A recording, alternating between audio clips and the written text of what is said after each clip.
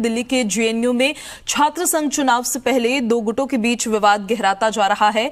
Campus पे university general body meeting के दौरान एबीवीपी और लेफ्ट छात्र संगठन के कार्यकर्ताओं के बीच झड़प होने की खबर सामने आई है।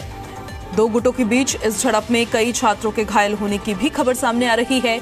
एबीवीपी का आरोप है कि उनके कई साथियों को चोट लगी है। एबीवीपी ने लेफ्ट संगठन पर मारपीट का आरोप लगाया है। फिलहाल कैंपस में तनाव का माहौल देखा जा रहा है। ऐसे में दिल्ली पुलिस के जवान जेएनयू कैंपस में सादी वर्दी में तैनात है, पूरे माहौल पर अपनी नजर बनाए हुए हैं। इस दौरान कैंपस में किसी भी बाहरी व्यक्ति की एंट्री पर फिलहाल पाबंदी है। तो देखिए, बड़ी खबर आपको बता रहे हैं। दिल्ली में है जेएनयू यूनिवर्सिटी, जहां पर दो गुटों के बीच झड़प हुई है। कई छात्रों के घायल होने की खबर सामने आई है।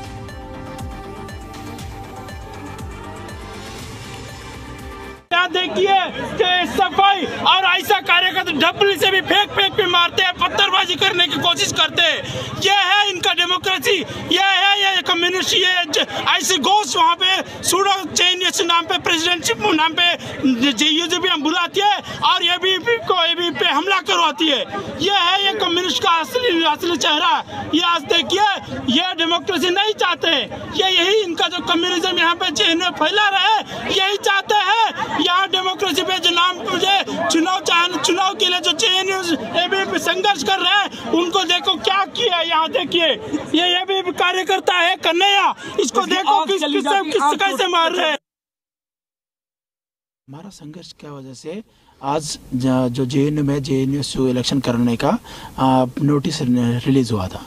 जो टेंट हाउस वालों से बदतमीजी कर रहे थे कम्युनिस्ट लोग, हम कोशिश किए कि वो टेंट हाउस वालों से समझाते हुए कि कम्युनिस्ट को रोके के शांतिपूर्वक से पूरा कार्यक्रम हो। लेकिन ये ऐशी घोष जो सीपीआईएम का लीडर है, वह जेएनयू में छात्रा बन के पूरा छात्रा लीडर बन के पूरा जेएनयू को एक गलत रास्ता में लेके जाते हुए जेएनयू पे हमला करने के लिए पूरा शुरुआत कर दी। तो ऐसा एसएफआई जो कम्युनिस्ट ऑर्गेनाइजेशन है, वो स्टार्टिंग से ही एबीवीपी पे हमला करना शुरू कर दिया। जामिया डीयू से बाहर के छात्र आए थे और यूजीबीएम में पार्टिसिपेट कर रहे थे।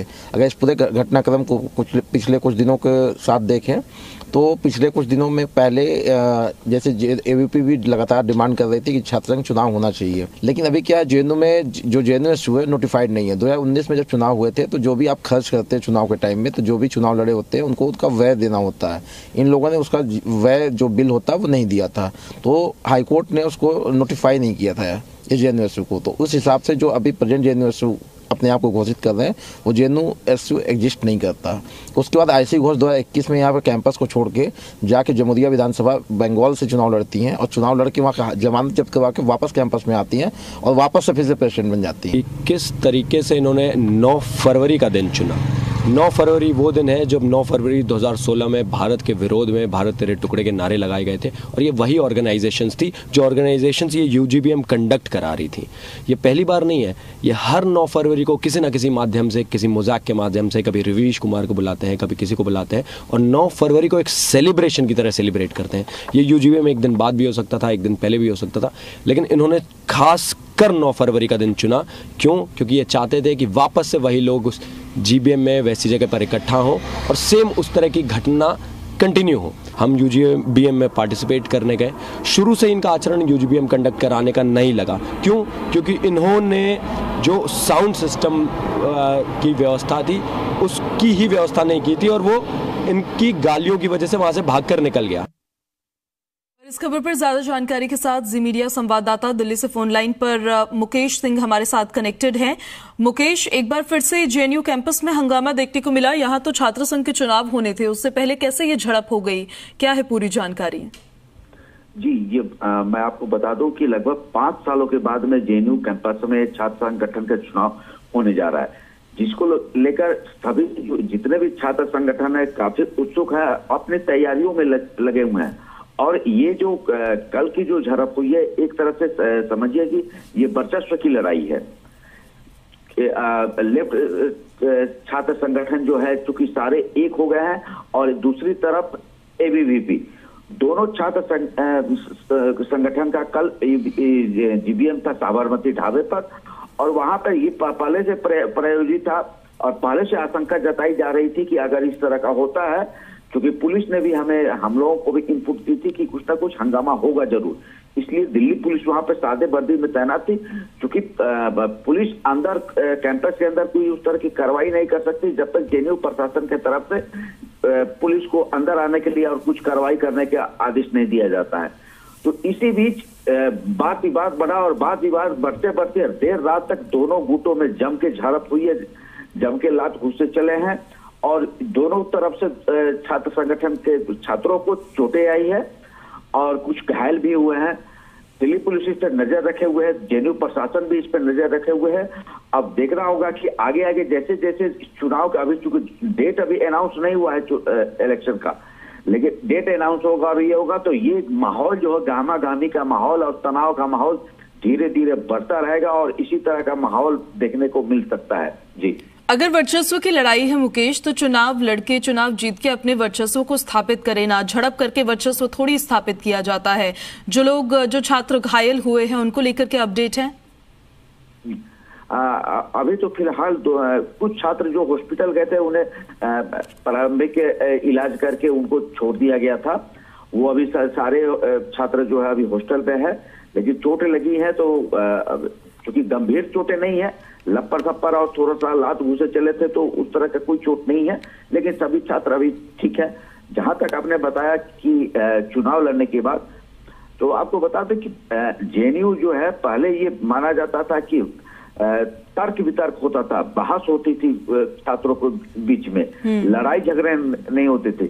लेकिन बीते 5-7 सालों में ये जो जेएनयू कैंपस में लात घुसे, लाठी डंडे और कई तरह की वारदात इस तरह को अब देखने को मिल रही, जो कि पहले कभी देखने को नहीं मिलती थी या सुनने को भी नहीं मिलती थी। लेकिन इन बीते 5-7 सालों में ये घटनाएं ये जो बढ़ती जा रही है, जो काफी दुर्भाग्यपूर्ण है और ये कैंपस को मतलब कि लड़ाई का ये आखरा धीरे धीरे बनता जा रहा है। इससे इस पर जेएनयू प्रशासन को और दिल्ली पुलिस दोनों को इस पर सख्ती करनी चाहिए और आगे इस तरह की कोई घटना नहीं हो, इस पर भी कार्रवाई करनी चाहिए। कल जो झड़प हुई है मुकेश, ऐसे में जेएनयू प्रशासन की तरफ से कोई एक्शन लिया गया है? जेएनयू प्रशासन अपने सिक्योरिटी बढ़ा देती है, अपना जो लोकल जो सिक्योरिटी है तो उसको बढ़ा देती है। जेएनयू प्रशासन हर चीज में ज्यादा इंटरफेयर नहीं करती है, लेकिन अब वो फोटो अपना चूंकि सिक्योरिटी गार्ड जो उनके होते हैं या उनके अपने स्टाफ होते हैं, उनसे वो फोटो और कुछ वीडियो मंगवा के अब उसके बाद तब ये अपना मीटिंग रखेंगे आज, उसके बाद तब हो सकता है कि कुछ कार्रवाई करें। ठीक है मुकेश, आप नजर बना के रखिएगा। फिलहाल बहुत शुक्रिया आपका इन सारी जानकारियों के लिए। जब ये प्रक्रिया शुरू हो रहा था और हमने सबसे बोला कि जिनको भी नाम देना है वो आके नाम दे सकते हैं, तो हम लोग 9 बजे तक का पहले टाइम दिया था, बट एबीवीपी के लोग जो है वहाँ तब तक वो नहीं आए थे। उसके बाद वो लोग आए, नाम दिए थे और हम लोग वो एक्सेप्ट भी कर दिए थे। अब ये नेम एक्सेप्ट भी करने के बाद जो है वहाँ पे एबीवीपी के गुंडे पहले तमाशा करने का कोशिश किया, ये बोल के कि इस यूजीबीएम को जेएनयूएसयू जो अभी का जेएनयूएसयू है वो चेयर नहीं कर सकते, और दूसरी बात कि आप लोग का जो है कोरम फुलफिल नहीं हुआ, जबकि उनको खुद पता नहीं है इस कैंपस में कितना स्टूडेंट्स है। इस पूरी घटना में कोई 5 से 6 हमारे कार्यकर्ता हैं जो घायल हुए हैं, उसके अलावा आम छात्र भी हैं 7-8 ऐसे जो घायल हुए, उसमें छात्राएं भी हैं और एक दिव्यांग स्टूडेंट भी है दिव्य प्रकाश नाम का, जिसको घायल किया गया, मारा गया है। और ये सब हुआ है जेएनयूएसयू के जो फर्जी ठप्पा लगा के मंच पे बैठे थे उन्हीं लोगों के संरक्षण में। ऐसी वीडियोस हैं कि ऐसे लोग जो मंच पे खड़े होकर गालियां दे रहे हैं, तो ऐसा यूनिवर्सिटी में माहौल खराब करने का काम जेएनयूएसयू के नाम पे हो रहा है। बहुत शर्म की बात है, बहुत दुख होता है देख के।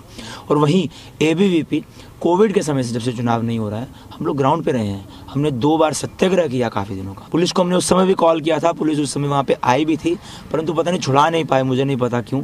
और हमारे कार्यकर्ताओं को उस समय भी वो मारते रहे, कम से कम 20-25 मिनट वो चला पूरा प्रकरण।